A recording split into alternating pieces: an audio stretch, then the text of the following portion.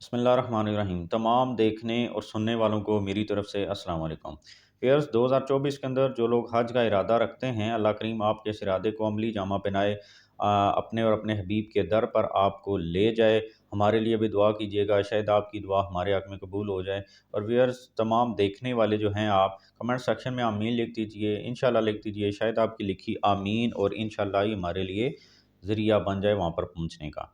Viewers, एक video के अंदर मैंने भी बताया था और बहुत सारे लोगों ने और भी बताया, और बताया बिल्कुल सही है कि हुकूमत ने ऐलान किया है कि 11 लाख रुपए जो हैं वसूल किए जाएंगे उन लोगों से जो कि 2024 का हज अदा करना चाहते हैं। और उसी हवाले से जो है खबर ये है कि दरखास्तें अगले महीने से तकरीबन 5-6 तारीख से या इसी के कुछ दिन आगे पीछे स्टार्ट हो जाएंगी, क्योंकि पॉलिसी जो इन्होंने बनाई है वफाकी हुकूमत ने, या आप कह लें कि मजहबी उमूर की जो वजारत है उन्होंने, तो वो काबीना के अंदर है और वो हो जाएगी, अप्रूव तो आ जाएगी। तो लेकिन कुछ खबरें जो पता चल जाती हैं वो यही हैं, जो कि मीडिया पर भी बताई गई कि 11 लाख रुपए जो हैं वो इस दफ़ा लिए जाएंगे। लेकिन आप देखें कि एक तरह से जो है, जो हमने डिस्कस किया था वो एक साइड थी, इसकी दूसरी साइड हमने नहीं देखी कि हुकूमत बेशक पहले अनीक अहमद साहब जो थे वो ऐलान कर रहे थे बार बार कि हम हज हज सस्ता कर देंगे, पिछली दफ़ा से भी हम हज सस्ता कर देंगे। लेकिन आप देखेंगे कौन सा ऐसा साल गुज़रा कि जिस साल में पिछले साल से जो आने वाला साल था उससे हज सस्ता हुआ पाकिस्तान के अंदर, या पिछली दफ़ा से अगली दफ़ा के बराबर ही पैसे लिए गए थे। तो इस तरह कभी भी नहीं हुआ। लेकिन इस दफ़ा ये हो रहा है कि 11,75,000 पिछले साल पहली दफ़ा लिए गए थे, लेकिन इस दफ़ा 11 लाख लिए गए हैं।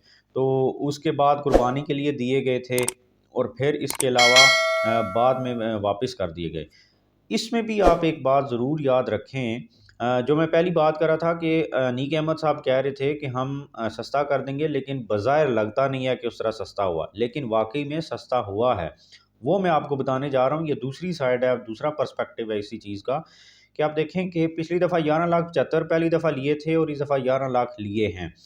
लेकिन आप ये हमेशा याद रखें कि हुकूमत जो है वो ये करती है कि जितने अखराजात होते हैं ना उससे ज़्यादा पैसे ले लेती है, क्योंकि बार बार लोगों से नहीं मांगे जा सकते और ना ही लोग दे सकते हैं, इस पोजीशन में होते हैं।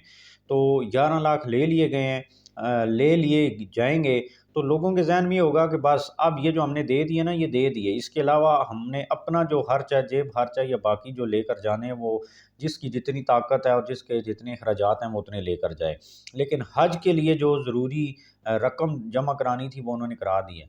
लेकिन आप ये देखेंगे कि 11 लाख रुपए लिए जा रहे हैं, तो इसमें से एंड पे वापस भी कर दिए जाएंगे, और अगर डॉलर इसी दौरान थोड़ा सा और गिर गया तो आप देखेंगे कि शायद ये 9 लाख, साढ़े 9 लाख रुपए में हज हो जाए।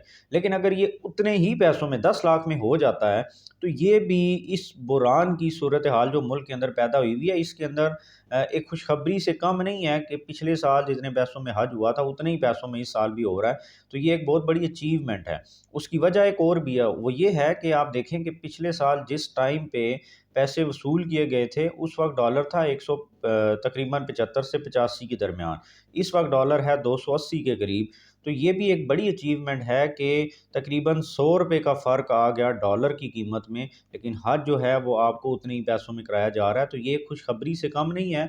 अगर उसी मोमेंटम से डॉलर आगे जा रहा होता और ये कंट्रोल ना होता, तो इस वक्त आपका हज जो है वो 15 लाख रुपए में पहुंच चुका होता सरकारी स्कीम के तहत।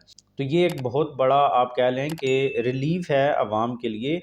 और अगर अनीक अहमद साहब ये कह रहे हैं कि उन्होंने हज सस्ता किया, तो वाकई में ये सस्ता होने के ही मुतबादल है कि डॉलर इतना महंगा होने के बावजूद अगर उतने ही पैसों में जितना कि पिछले साल हुआ था, तो ये एक वाकई बड़ा गोल है जो उन्होंने अचीव किया है। और ये भी आप ज़हन में रखें कि 11 लाख नहीं लग जाएंगे इंशाल्लाह, इसमें कुछ ना कुछ कमी होगी और कुछ ना कुछ पैसे एंड पे ज़रूर वापस किए जाएंगे, जो कि हमेशा जो अखराजात होते हैं हुकूमत उससे ज़्यादा लेती है। और ये जब से इस तरह का काम होता है हुकूमत हमेशा ज़्यादा लेती है और फिर वापस कर देती है। तो अल्लाह करे कि आपका हज सस्ता हो, एक ऐसा हज अदा करें जो कबूल भी हो और मकबूल भी हो। हमारे लिए दुआ कीजिएगा। चैनल पे नए तो सब्सक्राइब कर दीजिए और अपना फीडबैक ज़रूर दीजिएगा। अभी तक इतना ही। Thank you very much. अल्लाह हाफ़िज़।